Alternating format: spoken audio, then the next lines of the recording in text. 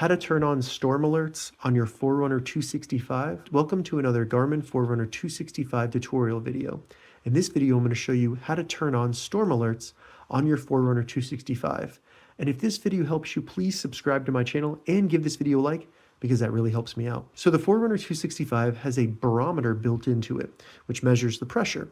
So you can turn on what are called storm alerts, where if it notices a drop in pressure that hits a configured threshold, it'll do an alert on your watch, letting you know that there could be a storm approaching.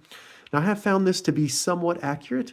It does give you some false alerts, but I found if I'm hiking or camping or something and I don't have the internet, it can be helpful to have that little bit of extra warning if there's a storm coming. So to turn on storm alerts, simply hold the up button to open the menu, then scroll down and select Sensors and Accessories.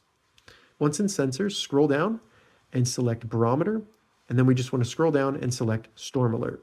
From here we can turn it on, and then you can select the rate of change for pressure. I recommend keeping it default, but you can raise or lower this if you find that it's getting annoying or if it's not accurate, and then hopefully make it more accurate for you. But I find that 4 is fine for me.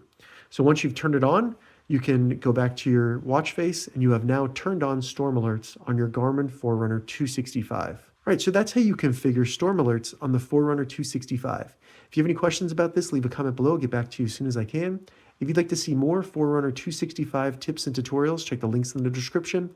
And if this video helped you, please consider giving it a like and also subscribe to my channel, Smartwatch Tutorials, because that really helps me out. Thank you so much for watching.